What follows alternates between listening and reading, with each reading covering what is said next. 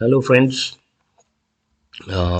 आज का जो हमारा टॉपिक है, हम बेसिकली की अपॉर्चुनिटीज़ देखने की कोशिश करेंगे कि एमएफआई सेक्टर में अभी भी क्या ऐसा है जिसको कि एक्सप्लोर किया जा सकता है। हाँ, नो डाउट हमने जो पहले बात की है उसमें ये निकल के आया है कि बिजनेस फैसिलिटेटर और बिजनेस कॉरेस्पॉन्डेंट मॉडल आपका बहुत मदद कर रहा है। आप इसको और यूज़ कर सकते हैं।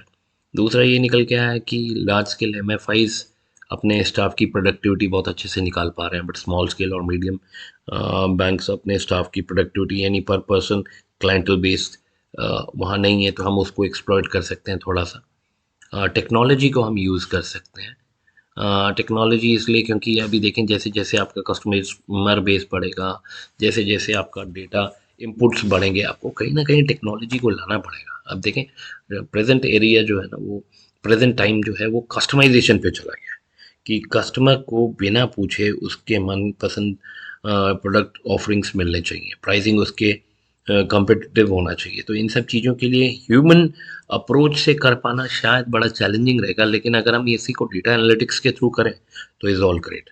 चलिए देखते हैं क्या कर सकते हैं।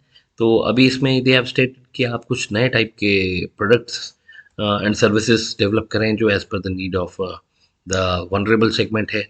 वहाँ पे आपके पास देखें आप, हमने पिछली कुछ क्लासेस में भी देखा था कि हमारे पास कुछ एक ऐसे प्रोडक्ट्स हैं माइक्रो नेचर के कि जिसमें इन्वेस्टमेंट्स नहीं चाहिए, ज़्यादा इन्वेस्टमेंट्स नहीं चाहिए, बट उससे एटलीस्ट विलेज पुअर जो है वो आपकी सिस्टम से कनेक्ट हो पा रहा है। जैसे माइक्रो इंश्योरेंस है, उसके नंबर्स काफ़ी बड़े हैं। जनधन स्कीम के अंदर आपने बैंक अकाउंट्स खोले हैं और उसकी एक्टिवेशन हुई है, यूसेज बहुत बड़ा है उन अकाउंट्स में, तो ये सारी चीज़ें पॉजिटिव है। वैसे ही आप देखें आगे हमारे पास data, role of data is very important, तो उसको अगर आप देखें उसको एक्सप्लॉइट करना है। देखिए अर्लियर चैलेंज क्या है कि एक तो इस सेक्टर में ट्रांसपेरेंसी नहीं है, दूसरा कोई डेटा का कोई स्टैंडर्ड सोर्स नहीं है। तो उन चीज़ों पे भी वर्कआउट करने की ज़रूरत है। एक थोड़ा सा हमारा भी एक्सपीरियंस कंसिडरेबल हो गया है, because you see M F I sector is mainly actually under R B I. तो आपका पूरा एक सिस्टम बैठा हुआ है कि जो कस्टमर है वो डायरेक्टली बैंक्स, ये ब्रांचेस से कनेक्टेड है एम एफ आईज की। ये ब्रांचेस जो हैं उनको कहीं ना कहीं आगे अपनी रेगुलेटर को रिपोर्ट करना पड़ रहा है, जो कि नाबार्ड है। नाबार्ड को आर बी आई के पास रिपोर्ट करना है। तो इसी एक पूरा सिस्टम है। आप इस पूरे सिस्टम में R B I data collect कर ले इंस्टीट्यूशन से, या यूसी जो और इंटरमीडियरीज इन्वॉल्व है, कहीं ना कहीं आपको फिर कस्टमर को सही से टेक केयर करने में मदद करेगी।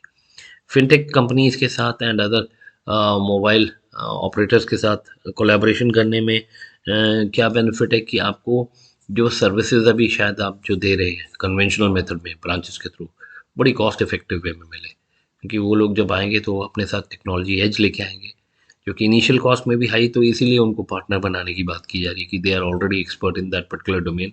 और जब वो आएंगे अपने साथ टेक्नोलॉजी लेके आएंगे, और उस टेक्नोलॉजी से आप अपने मैन पावर को ट्रेन करके with limited man power you can cater masses, अभी वॉल्यूम भी केटर हो जाएगा उससे। नेक्स्ट इसमें हम लोग वो क्रेडिट प्लस स्कीम्स की बात कर रहे हैं। इसमें मेनली आप रूरल एरिया में जिन एरियाज पे काम करने की कोशिश कर रहे हैं वो है solar power, water and sanitation, home appliances, cycle and personal care, mobiles and home improvement, renovation and restructuring.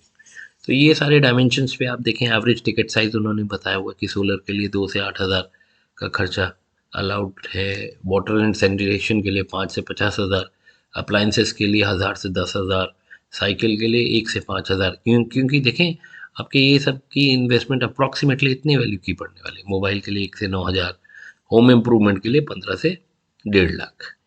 और इसके टेन्योर भी मेंशन है कि कितने कितने टाइम पीरियड में इनको रीपे करना है बैक, और इंटरेस्ट रेट भी मेंशन है। ठीक है, तो इंटरेस्ट रेट देखें, आप देखें interest is always on a higher side. Home improvement के लिए जो लोन रेट का सीलिंग प्राइस है वो 26% है। सीलिंग इंटरेस्ट रेट जो है 26, मतलब जस्ट इमेजिन करें 26% पे भी लोग बोरो करने के लिए रेडी है। और उसके बाद में कुछ टेंटेटिव प्लेयर्स के नाम लिखे, जैसे सैटिन क्रेडिट केयर है, मुथूट माइक्रो फाइनेंस है, ग्रामीण कोटा है, उज्जीवन है, आरोहन है। ये सब डिफरेंट माइक्रो फाइनेंसिंग इंस्टीट्यूशन है जो कि in different types of products में केटर कर रही है। अब इसमें हमने micro finance credit plus schemes की बात की। देखिए ये क्रेडिट प्लस स्कीम्स जो हैं उनके बेसिकली आउटकम क्या निकलेंगे, इससे कुछ चीज़ें पॉजिटिव निकलेगी, कुछ चीज़ें नेगेटिव निकलेगी। पॉजिटिव क्या है कि भैया कस्टमर की लॉयल्टी हो जाती है, उसकी ज़रूरत के टाइम पे हमने उसको मदद किया तो वो हमेशा के लिए कमिटेड हो जाता है। इससे नए पोटेंशियल कस्टमर्स हमारे बिल्डअप होते हैं क्योंकि हम एक वो अच्छा काम कर रहे हैं तो वैल्यू जो क्रिएटेड है वो वर्ड ऑफ माउथ से एक से दूसरे पे जाएगी तो it will create potential new customers. High repayment rates customer पे करता है क्योंकि उसको सपोर्ट किया गया है। फाइनेंशियल सेल्फ सस्टेनेबिलिटी मीन्स उनको इन सपोर्ट के बाद थोड़ा सा अपने को इंडिपेंडेंट करने का स्कोप मिल जाता है कि दे कैन एक्सपेरिमेंट और कुछ नए वेंचर स्टार्ट कर सकते हैं। सोशल रीच जो है वो थोड़ा सा बढ़ जाती है और आपके पास इंफॉर्मेशन डेटाबेस जनरेट होता है जिसको यूज़ करके बाद में आप कस्टमाइजेशन कर सकते हैं। जहाँ ये सब पॉजिटिव है, कुछ नेगेटिव भी हैं कि कॉस्ट जो है वो बढ़ जा रही है।